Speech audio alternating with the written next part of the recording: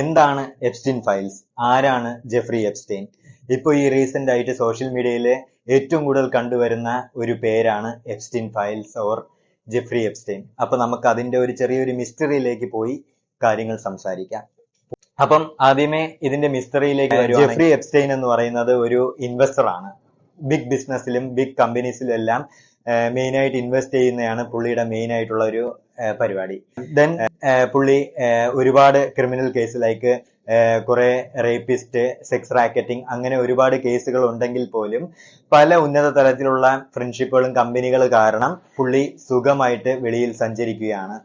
അപ്പോൾ അങ്ങനെ ഇല്ലീഗൽ രീതിയിൽ സമ്പാദിക്കുന്ന പൈസകൾ കൊണ്ട് പുള്ളി ഒരു ഐലാൻഡ് മേടിക്കുന്നു. ആ ഐലാൻഡിന്റെ പേരാണ് എപ്സ്റ്റീൻ ഐലാൻഡ് എന്നാണ് ആ ഐലാൻഡിനെ പറയപ്പെടുന്ന ഒരു പേര്. ഈ ഐലാൻഡില് എല്ലാ വർഷത്തിലും ടാർഗറ്റഡ് ആയിട്ടുള്ള ഡേറ്റ്സില് ഒരു പാർട്ടി ചെയ്യപ്പെടുന്നു. ആ പാർട്ടിയിൽ പങ്കെടുക്കാനായിട്ട് ഉന്നത തലത്തിലുള്ള പ്രിവിലേജ്ഡ് ആയിട്ടുള്ള VIPs ആണ് ഈ പാർട്ടിയിൽ മെയിൻലി പങ്കെടുക്കുന്നത്.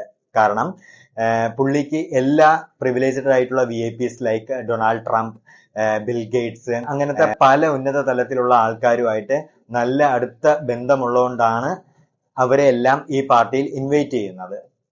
ദെൻ ഈ ഐലാൻഡിലെ ഒരു ടാർഗറ്റഡ് ഡേറ്റ്സിലാണ് ഈ പാർട്ടി നടന്നു വരുന്നത്. ഈ പാർട്ടിയുടെ മെയിൻ ഉദ്ദേശം എന്ന് പറഞ്ഞു കഴിഞ്ഞാൽ പ്രിവിലേജ്ഡ് ആൾക്കാരെ കൊണ്ടുവന്ന് സെക്സ് റാക്കറ്റിംഗ് ചെയ്യുക, മൈനർ ആയിട്ടുള്ള ചൈൽഡിനെ അബ്യൂസ് ചെയ്യുക, ദെൻ അവരെ കൊന്ന് ഭക്ഷിക്കുക എന്നുള്ള കാര്യങ്ങളാണ് മെയിൻലി അവിടെ കണ്ടുവരുന്നത്. ദെൻ ആൽക്കഹോളിക് ഡ്രഗ്സ് എല്ലാം ഇൻടേക്ക് ചെയ്തു അത് അബ്യൂസിങ് ചെയ്യുന്ന, ചൈൽഡിനെ അബ്യൂസ് ചെയ്യുന്ന വീഡിയോസ് എല്ലാം ഈ എപ്സ്റ്റീൻ എടുത്ത് കയ്യില് ഭദ്രമായിട്ട് എവിഡൻസ് ആയിട്ട് സൂക്ഷിച്ചു വെക്കുന്നു. എവിഡൻസ് എല്ലാം പുള്ളി ഭദ്രമായിട്ട് സൂക്ഷിച്ചു വെക്കുന്നത് എന്തുകൊണ്ടെന്ന് വെച്ച് കഴിഞ്ഞാൽ നാളെ ഒരു സമയത്ത് പുള്ളിക്കെതിരെ എന്തെങ്കിലും ക്രിമിനൽ കേസുകളോ എന്തെങ്കിലും കാര്യങ്ങൾ വരികയാണെങ്കിൽ ഈ എവിഡൻസിനെ കൊണ്ട് ഓവർകം ചെയ്യാനാണ് പുള്ളി മെയിൻലി ഈ എവിഡൻസ് എല്ലാം എടുത്ത് സൂക്ഷിച്ചു വെക്കുന്നത്. ഇങ്ങനെ എവിഡൻസ് എല്ലാം വെച്ചിട്ട് കൂടുതലും ഉന്നത തലത്തിലുള്ള ത്രെറ്റനിങ്ങും കാര്യങ്ങളെല്ലാം വന്ന സ്ഥിതിക്ക് ഈ പുള്ളി US ഗവൺമെന്റില്, ഇപ്പം US ഒരു സംഭവം എന്ന് വെച്ച് കഴിഞ്ഞാൽ എല്ലാ കുറ്റങ്ങൾ എത്ര ചെയ്താലും കുറ്റം കോടതിയുടെ ഫ്രണ്ടിൽ പോയി ഞാൻ ഇത്രയും ചെയ്തു എന്ന് പറയുകയാണെങ്കിൽ അതിന് ഒരു ഒരു നിരപരാധിത്വം ഫീൽ ചെയ്ത് അവരെന്നെ ഒരു രീതിയിൽ ഒരു ഇത് ചെയ്യുമെന്നാണ് US ഒരു സംഭവം. അപ്പം അങ്ങനെ പുള്ളി എല്ലാം സറണ്ടർ ചെയ്യുന്നു. അങ്ങനെ 2019 പുള്ളി സൂസൈഡ് ചെയ്യുന്നു. അപ്പം US പ്രൊട്ടസ്റ്റ് സ്റ്റാർട്ട് ചെയ്യുന്നു. ഈ സൂസൈഡിൽ അല്ലെങ്കിൽ ഇങ്ങനെ മരിച്ചതിൽ നമുക്ക് ഭയങ്കരമായിട്ടുള്ള ഒരു ഡൗട്ട് ഉണ്ട്, അല്ലെങ്കിൽ വളരെ ആയിട്ടുള്ള നമുക്കൊരു കുറെ നിഷ്ഠൂര കാര്യങ്ങളുണ്ട്, ഇത് നമ്മൾ അന്വേഷിക്കണം എന്നുള്ള രീതിയിൽ പ്രൊട്ടസ്റ്റുകൾ സ്റ്റാർട്ട് ചെയ്തു. അപ്പം മറുപടി പറയേണ്ട ജെഫ്രി എപ്സ്റ്റീൻ മരിച്ചു കഴിഞ്ഞു. സോ അതിനെപ്പറ്റി ഇനി സംസാരിക്കാനോ അതിനെപ്പറ്റി കാര്യങ്ങൾ പറയാനുള്ള ആള് തന്നെ ഇപ്പൊ നിലവിലില്ല. അപ്പം പ്രൊട്ടസ്റ്റുകാരുടെ മെയിൻ ആവശ്യം എന്ന് പറയുന്നത് ഈ ഫയൽസ് എല്ലാം റിലീസ് ചെയ്യണം എന്നാണ്. അങ്ങനെ ഈ ഫയൽസ് എല്ലാം റിലീസ് ചെയ്യപ്പെടുന്നു. കഴിഞ്ഞ നവംബറിലാണ് ഈ ഫയൽസ് എല്ലാം റിലീസ് ആവുന്നത്. 12,000 ഫയൽസ് എന്തോ ആണ് ഈ ഒരു ഇതിൽ ഉൾപ്പെടുന്നത്. ലൈക്ക് 2 മില്യൺ സംതിങ് എന്തോ ആണ് ഫയൽസ് ടോട്ടൽ ഉള്ളത്. അതിന്റെ 1% മാത്രമാണ് ഇപ്പോൾ റിലീസ് ചെയ്തിരിക്കുന്നത്.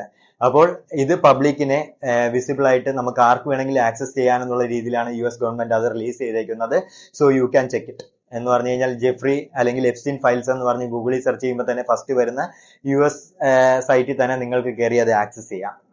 ഓക്കെ, അപ്പം ഈ പ്രൊട്ടസ്റ്റുകാരുടെ മെയിൻ ആവശ്യം എന്ന് പറയുന്നത് ഇത് ഫയൽ റിലീസ് ചെയ്യണമെന്ന്. അങ്ങനെ ഇവരുടെ ആവശ്യപ്രകാരം കഴിഞ്ഞ നവംബറിൽ ഒരു ഇതിലും അവർ റിലീസ് ചെയ്യുന്നു. റിലീസ് ചെയ്യുമ്പോൾ പല പ്രിവിലേജ്ഡ് ആയിട്ടുള്ള VIPs ആണ് ഇതിൽ ആക്ച്വലി കുടുങ്ങുന്നത്. എന്ന് പറഞ്ഞു കഴിഞ്ഞാൽ Donald Trump, bill Gates, Michael Jackson, Stephen Hawkins, then നമ്മളെ ഇന്ത്യൻ പ്രൈം മിനിസ്റ്റർ ആയത് നരേന്ദ്രമോദിക്കെതിരെ പോലും വിരൽ ചൂണ്ടി വരുന്നുണ്ട് പല വീഡിയോസ് ഇതിലുള്ള ഫയൽസ് നമുക്ക് കാണുമ്പോൾ. അപ്പോൾ നമ്മൾ ഇന്ത്യക്ക് നേരെ വിരൽ ചൂണ്ടിയപ്പോഴാണ് പലരും ഇന്ത്യയിലുള്ള ആൾക്കാരും ഇത് സംസാരിച്ചു തുടങ്ങുന്നത്. സോ ഇത് അത്രയ്ക്ക് ഭയങ്കരമായിട്ടുള്ള രീതിയിൽ വിഷമമാണ് ആ ഓരോ ഫയൽസ് നമുക്ക് കാണുമ്പോൾ മനസ്സിലാവുന്നത്. കൊച്ചു കുട്ടികൾ ഇത്രയും അബ്യൂസ് ചെയ്യുന്ന ഇതുപോലത്തെ പ്രിവിലേജ്ഡ് ആയിട്ടുള്ള VIP മോൺസ്റ്റേഴ്സ് ഇപ്പോഴും ഉണ്ടെന്ന് ആലോചിക്കുമ്പോൾ വളരെയധികം അങ്ങനത്തെ ഒരു സൊസൈറ്റിയിൽ ജീവിക്കുന്നു എന്ന് പറയുന്നത് ഭയങ്കരമായിട്ട് വിഷമം തോന്നിപ്പോവുകയാണ്. ഞാൻ ഒരു ഇതിൽ വായിച്ചായിരുന്നു, പവറിലിരിക്കുന്നതെല്ലാം മോൺസ്റ്റേഴ്സ് ആണല്ലോ എന്നുള്ള രീതിയിലുള്ള ഒരു കോട്ട് ഞാൻ വായിച്ചിട്ടുണ്ടായിരുന്നു. അപ്പോൾ ഇത്രയും ഉള്ള രീതിയിലുള്ള സിറ്റുവേഷനിലാണ് നമ്മളിപ്പോ ജീവിച്ചു പോകുന്നത്.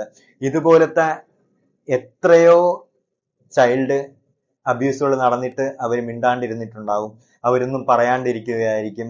അപ്പോൾ ഇങ്ങനത്തെ ഒരു കാര്യം വന്നപ്പോൾ കുറെ പേര് സംസാരിക്കുന്നുണ്ട്. ഇനിയും സംസാരിക്കണം, പല കാര്യങ്ങളും ഇതിന്റെ പുറത്ത് വരണം. കാരണം ഇതുപോലത്തെ ഒരു ഇല്ലീഗൽ ഐലൻഡിൽ കൊണ്ടുപോയിട്ട് ഇമാതിരി കാര്യങ്ങൾ ചെയ്യുമ്പോൾ ആരും അറിയില്ല, ഇതുപോലത്തെ കാര്യങ്ങൾ പുറത്തേക്ക് വരില്ല എന്നുള്ള ഒരു ധൈര്യം ഉള്ളതുകൊണ്ടല്ലേ ഇവർ വീണ്ടും ചെയ്യുന്നത്.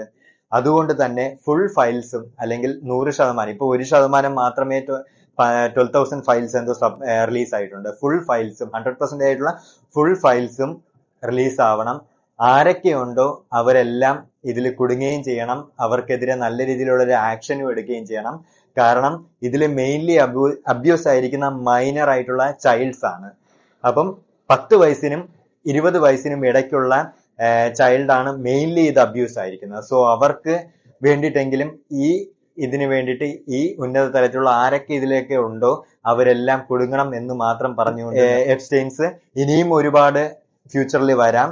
അപ്പോൾ അവർക്ക് ഇനി ഒരിക്കലും ഇതുപോലത്തെ കാര്യങ്ങൾ ചിന്തിക്കാൻ പോലും പാടില്ലാത്ത രീതിയിലുള്ള ഒരു ആക്ഷൻസ് പല വേൾഡ് വൈഡിൽ നമ്മൾ സംസാരിക്കുമ്പോൾ എടുക്കാൻ പറ്റണം. അത്രയ്ക്കുള്ള ഒരു ആക്ഷൻസും കോൺസിക്വൻസസും അവർ ഫേസ് ചെയ്യണം. അത്രേ ഉള്ളൂ.